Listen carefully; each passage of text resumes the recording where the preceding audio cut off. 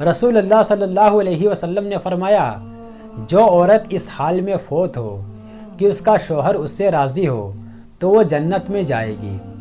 پسندیدہ عورت کی آواز میں وہ شفا ہے جو ایک بیمار شخص کو بالکل ٹھیک کرنے کا ہنر رکھتی ہے۔ مرد کی خوبصورتی اس کی شکل میں نہیں، اس کے الفاظ میں ہوتی ہے۔ اگر اس کے الفاظ بدصورت ہو جائیں تو اچھا خاصا مرد برا لگنے لگتا ہے۔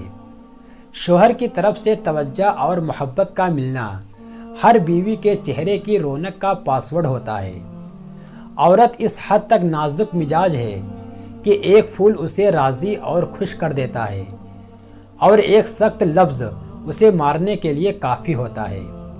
زندگی کی تلخیوں میں خوش مزاج بیوی کا ساتھ بھی اللہ پاک کی بہت بڑی نعمت ہے، جو وفاداری، اپنے میٹھے بول اور اپنائیت کے احساس سے ہی شوہر کے سب غم دور کر دیتی ہے۔ ہم ایک ایسے معاشرے میں ہیں کہ اگر ایک عورت اپنے شوہر کا دل جیت بھی لے تو اس پر پہلا الزام جادو کا لگتا ہے۔ میاں بیوی کا رشتہ 3 باتوں کی وجہ سے مضبوط ہوتا ہے۔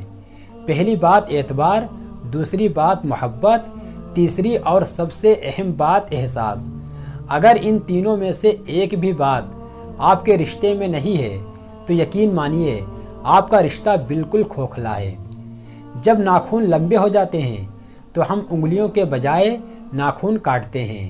اسی طرح جب غلط فہمیاں بڑھ جائیں تو اپنی انا کاٹ دیں، اپنے رشتے نہیں۔ اچھے ہم سفر کا ساتھ انسان کو مشکل حالات میں بھی تھکنے نہیں دیتا۔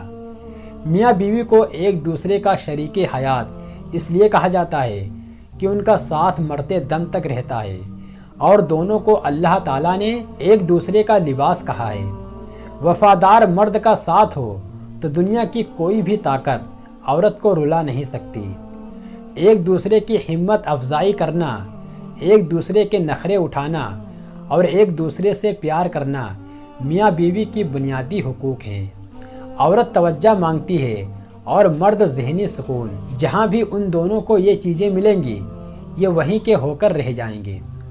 اس زمین پر محبت کی ترجمانی کے لیے قدرت نے جو چیز بنائی ہے اور وہ صرف اور صرف ماں ہی ہے۔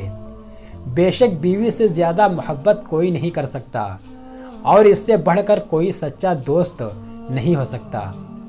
محبت یہ ہے کہ وہ پوری دنیا کا مالک میرے ایک آنسو پہ مان جاتا ہے۔ مرد کا کام عورت کو سمجھانا نہیں، اس کو محسوس کرنا، اس کی حفاظت کرنا، اس سے محبت کرنا، اس کی عزت کرنا ہے، اور یہ باتیں عورت کو کڑوے سے کڑوے حالات میں بھی عورت کو جینے کا حوصلہ دیتی ہے۔ اگر مرد روزانہ 3 سے 5 مرتبہ اپنی بیوی سے اظہار محبت کرے تو عورت کبھی بھی ڈپریشن کا شکار نہیں ہو سکتی۔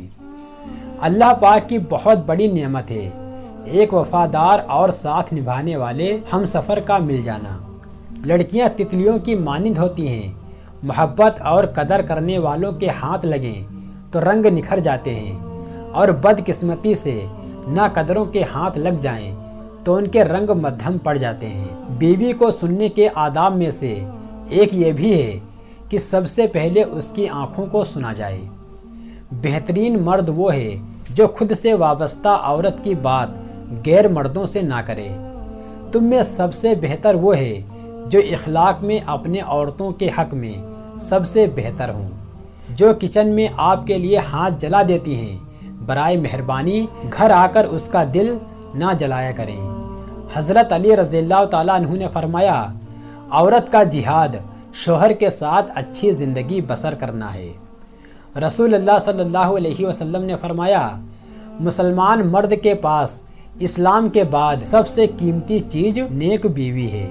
لڑکیوں سوچو کیا ہوگا اس دن جس دن خاتون جنت فاطمہ زہرا نے پوچھا، کیا میرے بابا کا دین اتنا مشکل تھا کہ تم پردہ نہ کر سکیں؟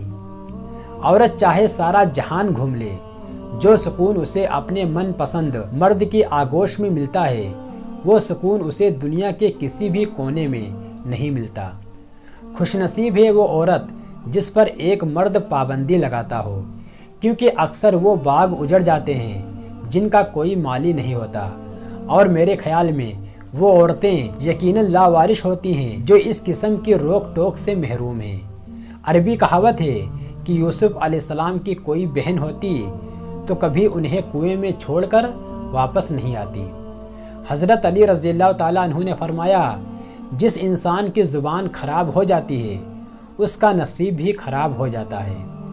جذبات کے معاملے میں عورت کمزور ہوتی ہے اور کمزور سے ضد لگانا، مقابلہ کرنا اور اس کو نیچا دکھانا غیرت مند مرد کو زیب نہیں دیتا۔